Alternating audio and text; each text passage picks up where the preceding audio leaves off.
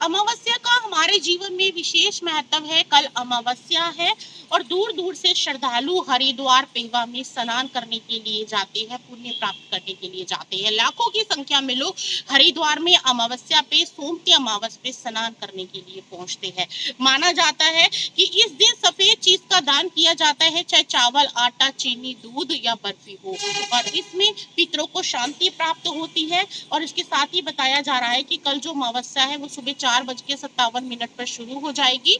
और उसके साथ ही साथ यदि हम किसी कारणवश हरिद्वार या पेवा नहीं जा सकते तो हम घर में जैसे नहा रहे हैं उसमें थोड़ा सा गंगा जल डालने से वही प्राप्ति होती है जो हरिद्वार जाकर होती है। तो अमावस्या का क्या विशेष महत्व है, आइए पंडित जी से जानते हैं, उनसे बात करते हैं। आषाढ़ मास की अमावस्या का महत्व धार्मिक रूप से बहुत खास माना गया। कल 5 जुलाई को आषाढ़ महीने के कृष्ण पक्ष की अमावस्या मनाई जाएगी, जो सुबह 4:57 पर शुरू होगी। इस दिन भगवान विष्णु और पितरों की पूजा अर्चना की जाती है। इस दिन स्नान, दान और पूजा पाठ करने का खास महत्व होता है। पितरों के लिए सफेद चीज जैसे दूध, आटा, चीनी, बर्फी का दान किया जाता है। इससे पितरों को शांति प्राप्त होती है। इस दिन पितरों के नाम से दान पुण्य के कार्य किए जाएं तो आपको बहुत ही शुभ फल की प्राप्ति होती है। इस दिन पितरों के नाम से दान पुण्य के कार्य किए जाएं तो आपको बहुत ही शुभ फल की प्राप्ति होती है। आषाढ़ अमावस्या के बारे में राधा कृष्ण मंदिर के पंडित मोहित खंडोरी ने बताया कि कल आषाढ़ कृष्ण पक्ष की अमावस्या मनाई जाएगी। अमावस्या पितरों के नियमित बड़ा पुण्य फल प्रदान करने के लिए प्राप्त होती है। कल अमावस्या का समय 4:57 पर प्रारंभ होगा। सुबह स्नान करके सूर्य अर्घ्य दें। विशेषकर आषाढ़ कृष्ण पक्ष की अमावस्या पितरों को अनन्य दर्पण करने से, दान, अध्ययन करने से पुण्य प्रदान होता है और गंगा स्नान करने से पुण्य प्राप्ति होती है। जय श्री राधे, जय श्री कृष्ण। मैं पंडित मोहित खंडोरी, सब्जी मंडी, श्री राधा कृष्ण मंदिर। कल आषाढ़ कृष्ण पक्ष की अमावस्या है। अमावस्या पितरों के निमित्त बड़ा पुण्य फल प्रदान करने के लिए प्राप्त होती है।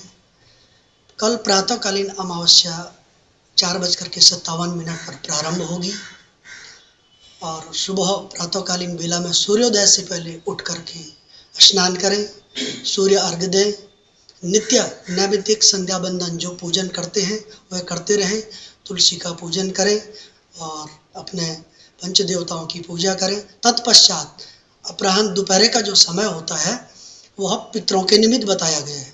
विशेषकर से आषाढ़ कृष्ण पक्ष की अमावस्या पितरों को अनन्य तर्पण करने से, दान करने से, उनका अध्ययन करने से, पितृ गायत्री इत्यादि पाठ करने से पुण्य प्रदान होता है और पितरों को सद्गति प्राप्त होती है।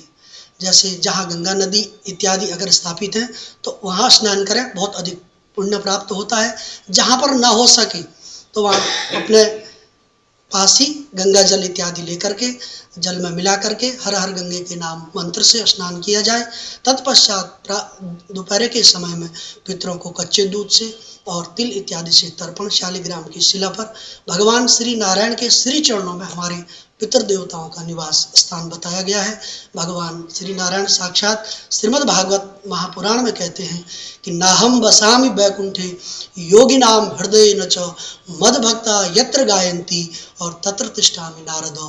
कि नारद जी से वार्तालाप करते हैं कि मेरा निवास कहीं भी नहीं है, जहाँ मेरे भक्तगण मुझे मेरा स्मरण करते हैं, मेरा भजन करते हैं, मेरा अनुष्ठान करते हैं, मेरा संकीर्तन करते हैं, मैं वहीं जा करके प्रकट हो जाता हूँ, स्थापित हो जाता हूँ।